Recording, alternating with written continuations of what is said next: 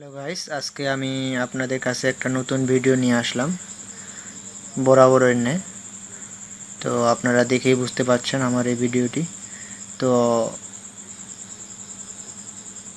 Clear cover, আসলে clear মানে স্পষ্ট এবং কভার মানে কোনো একটা আবরণ।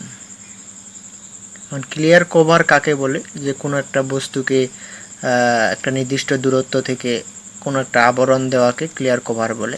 তো আমি এটা স্পষ্টভাবে যদি বলতে চাই, এটা স্ট্রাপ এবং এটা হচ্ছে কংক্রিটের শেষ প্রান্ত। তো স্ট্রাপ থেকে এই অবধি যে দূরত্বটা, সেটাই হচ্ছে ক্লিয়ার কভার। যে আমরা স্ট্রাপকে একটা কভার দিয়ে নির্দিষ্ট দূরত্বে স্পষ্টভাবে যে আবরণটা দিব, সেটাই হচ্ছে ক্লিয়ার কভার।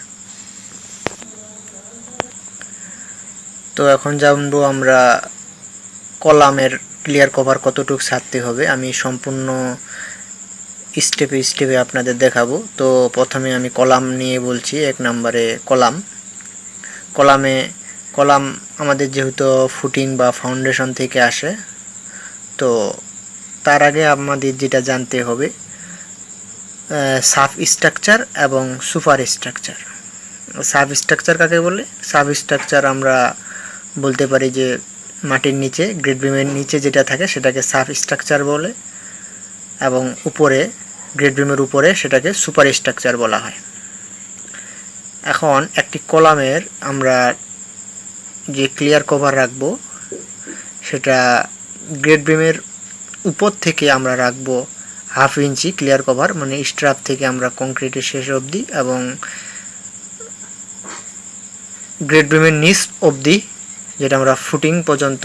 আমি ফুটিংয়ের ক্লিয়ার কভারটা পরবর্তীতে বলতেছি। তো সেটাকে যে সাব স্ট্রাকচার বলে, সেটা আমরা 3 ইঞ্চি রাখবো। এখন 2 নম্বরে আসি আমি গ্রেড বিম। গ্রেড বিম যেহেতু মাটির সমতলে থাকে, গ্রেড বিমের আমরা ক্লিয়ার কভার সম্পর্কে আমরা জানবো। তো গ্রেড বিমের আরেকটা বিষয় আমাদের জানা দরকার, সেটা হচ্ছে টপ কাকে বলে, বটম কাকে বলে। তো এই যে এটা বিম, এটা টপ উপরে এবং বটম হচ্ছে নিচে, এবং সাইড দুই পাশে। এখন আপনারা দেখতে পাচ্ছেন টপ, বটম, সাইড আমরা 3 ইঞ্চিও রাখতে পারি, এবং বাংলাদেশের ক্ষেত্রে সেটা আপনারা 2.5 ইঞ্চিও রাখতে পারেন সেই গ্রেড বিমের ক্ষেত্রে। এবার আসি আমরা ফ্লোর বিম। এই ফ্লোর বিমকে অনেকে আবার রুফ বিম বলে, অ্যাপ বিম বলে, যে নামে ডাকুক না কেন, আমরা এই ফ্লোর বিমের ক্লিয়ার কভার কতটুকু রাখবো। তো এখন এটা তো আমি টপ, বটম, সাইড সম্পর্কে আপনাদের আগে গ্রেড বিমে বললাম। এখন আমরা এখানে আরেকটা নতুন জিনিস অ্যাড হলো, সেটা হচ্ছে স্ল্যাব। এখন ফ্লোর বিম কলাম টু কলামের দূরত্ব অনুযায়ী হয়, 15 হয়, 18 হয়, 12 হয়। তো এই ক্ষেত্রে আমরা স্ল্যাবের কতটুক স্ল্যাব দিয়ে থাকি, এই স্ল্যাবটা আমরা বাদেই আমরা এখান থেকে এই পর্যন্ত আমরা 1/2 ইঞ্চি করে রাখবো ক্লিয়ার কভার। এই পাশেও 1/2 ইঞ্চি করে রাখবো, এবং নিচেও ক্লিয়ার কভার 1/2 করে রাখবো। টপ, বটম, সাইড সব দিকে আমরা 1/2 ইঞ্চি করে রাখবো, স্ল্যাব আলাদা। আমি স্ল্যাবেরটা এখন বলতেছি। এবার আসলেন স্ল্যাব। তো আমরা যে ফ্লোর বিমটা দেখলাম, ফ্লোর বিমের স্ল্যাবটা বাদ যাবে, তার বিম থেকে ক্লিয়ার কভার রাখতে হবে। তো স্ল্যাবের ক্ষেত্রে আমরা এবার টপ আর বটম থাকবে। এখন মেইন আর বাইন্ডার যেটাই থাক না কেন, আমরা এটার ক্ষেত্রে হয় 0.75 ইঞ্চি আমরা ক্লিয়ার কভার রাখবো, এবং অবশ্যই ব্লক 0.75 ইঞ্চি বানাবো, বা 3/4 ইঞ্চি আমরা ব্লক তৈরি করে নেব।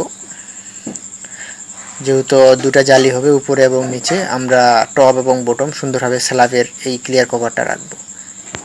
এবার সর্বশেষ আমরা আসলাম ফুটিং। এই ফুটিংয়ের জন্য 3 ইঞ্চি রাখলেই হবে। তো আজকে এই পর্যন্তই। পরবর্তী ভিডিও দেখার জন্য আমন্ত্রণ রইল। আমাদের পরবর্তী ভিডিও একটি স্ল্যাবের এস্টিমেট, আপনি নিজেই ঘরে বসে বের করতে পারবেন রড, সিমেন্ট, বালির হিসাব। ধন্যবাদ সবাইকে।